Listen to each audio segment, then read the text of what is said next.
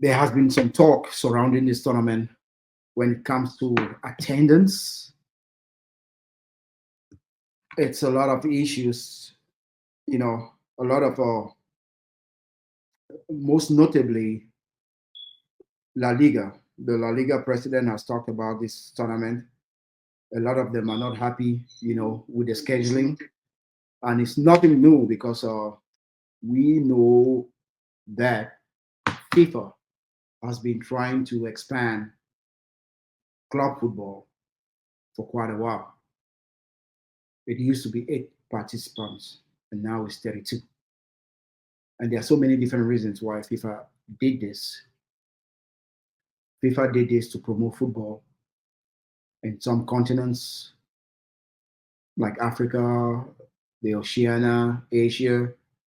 Meanwhile, UEFA, on their part, I'm talking mostly like the Europeans, they don't appreciate this because if you guys do remember what UEFA has been doing, what the big clubs have been doing is that they will do tours during summer, not immediately after the league is over, but a month after the league is over, they will do tours. They will come to America. They will go to Asia, and that is a way for them to grow, their fan base, make money, going places. So it's not as if FIFA is increasing the number of games that clubs are playing, because this had already been done, by most European clubs. And that's how they do their business. That's their business model. But what FIFA is doing here is that FIFA is selling their competition as a competition that will grow the poorer teams. I'm talking about teams coming from Africa, Oceania, and they are doing so by giving each participant in this tournament, in the FIFA Club World Cup, at least 40 million US dollars. Just imagine there are 4 teams coming out of Africa, each of them, by the time they go, they get out, by the time the tournament is over, they will each make about 40 million. So there's every reason why you don't see Africans criticizing this tournament because it will benefit them. However, you see La Liga president criticizing, the tournament because it doesn't really favor them, because when you look at the schedule, by the time their teams go back and start La Liga, some of those team players might be burned out, which is not really true because these teams, as I said earlier, they have tours that they go on, after the season is over, where they will make money. Teams like Real Madrid, Manchester City, they basically don't really have a problem, when it comes to this. But they are not actually also complaining because they will be making more money because the money has been divided according to, you know, it has different, formats. The way the money will be divided. Not everybody will not make the same money. Of course, those who go to the finals will even make more money. However, without say, teams like Real Madrid that are big clubs, big money clubs, their prize money for this tournament was always gonna be better than anybody else's. Let's talk about attendance because there's been a lot of noise when it comes to attendance, and there has been some truth to it. When they're talking about attendance, there has been some truth to it, but not everything that we hear or we read is true.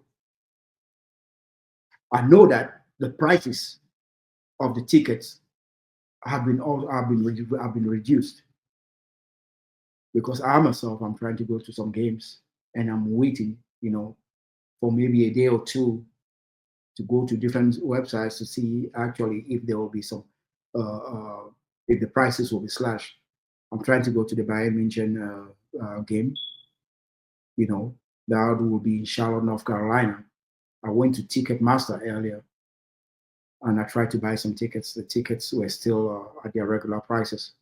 However, I will have to wait maybe a day or two to see if there will be rebate, because one thing is for sure, the stadium will not be it will not be sold out.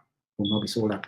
But when you look at the numbers, I just put some numbers on the screen. When you look at the numbers, the first game that I actually watched, Inter Miami versus Al Ahly, you know, it was 94% full. Okay, almost 61,000 fans. It was the opener, and you had the Arsene Wenger's, you had a lot of football, legends watching that game.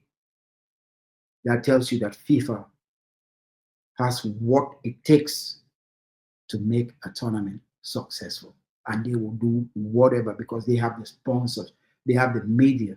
And for those who actually like to watch these games, not all of the games come on the local channel because it's about 60 something games.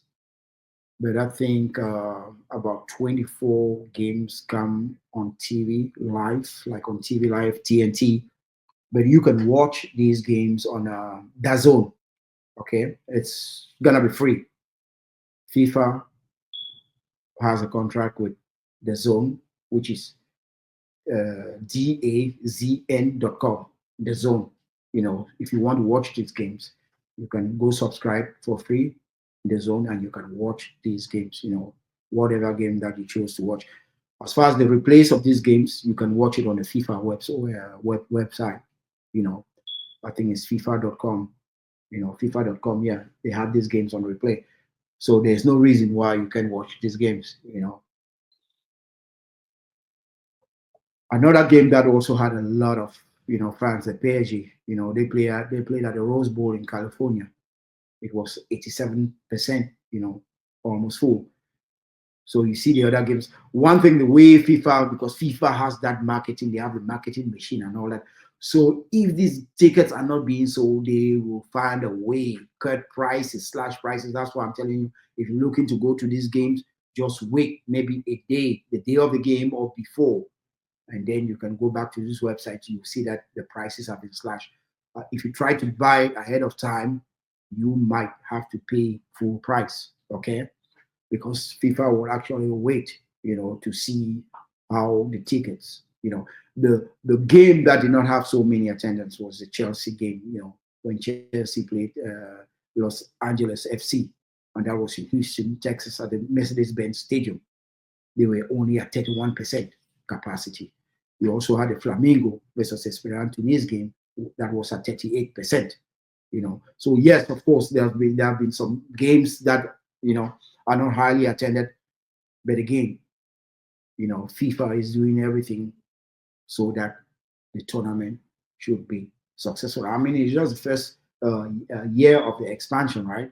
So not everybody, it's not that popular. I do understand. And even when you watch the quality of the football, I've been impressed by some of the African teams, but the quality of football, if I have to be honest, it's like a friendly game. It's like a friendly game. But what you can do to actually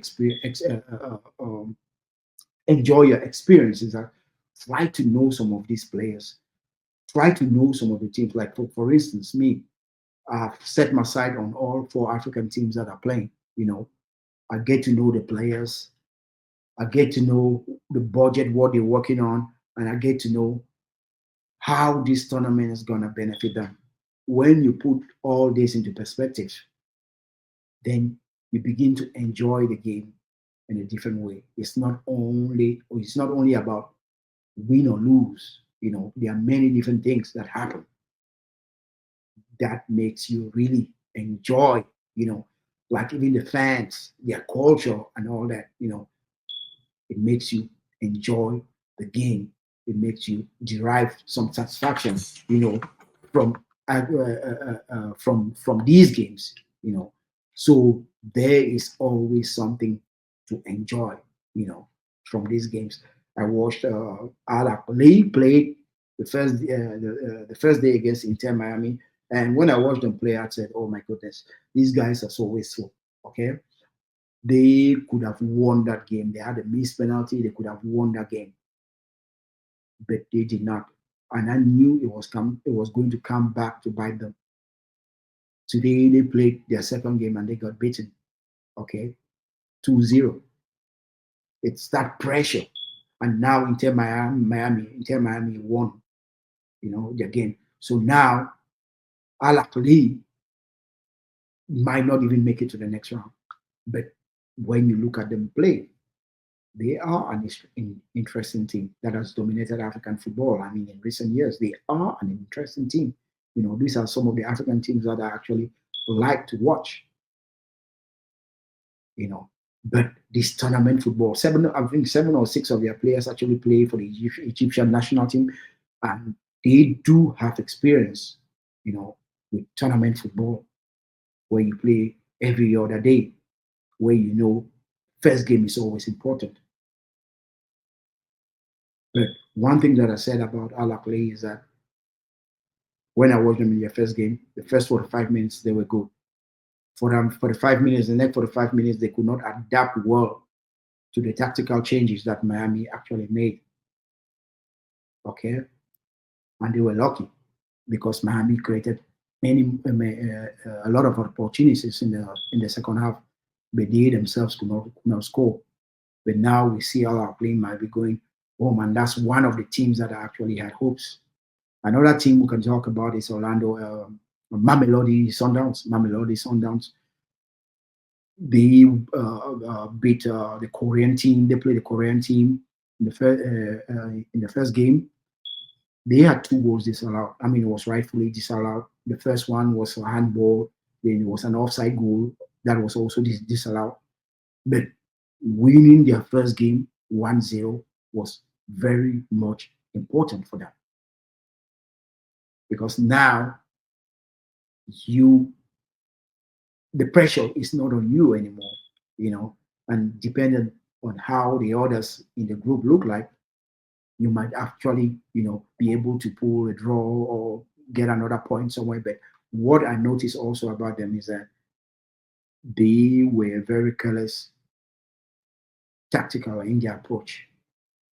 They were throwing a lot of people up front, and the Korean team, if they were not also inexperienced, they could have taken something out of that game, because they created lots of opportunities but could not score as well.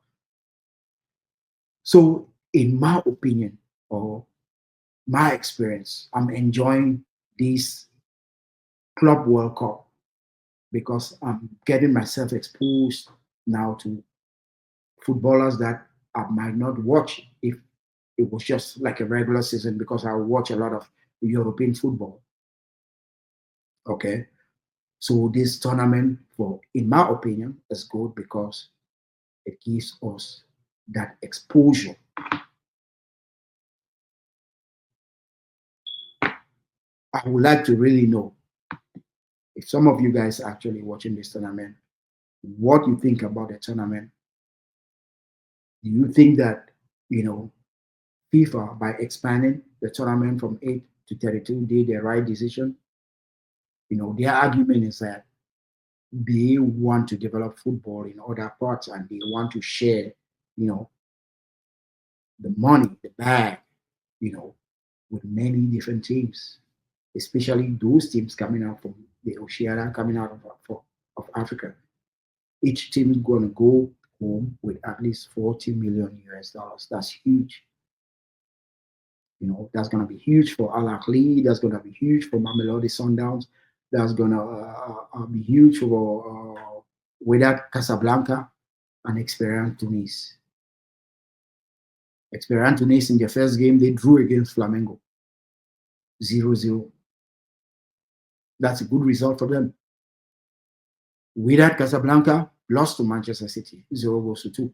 I cannot blame them. I mean, Manchester City, the way Manchester City played, Manchester City was just a superior team, but they held their own. They held their own. The team that I'm very much disappointed against for is Al Ahly, because I thought Al Ahly could actually do something.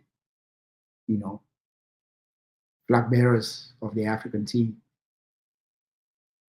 So, in my opinion, this tournament is good. Okay, every 4 years. Keep in mind, it doesn't happen, every 4 years. Now, let's talk a little bit about the criteria, right? Because I had someone who asked me about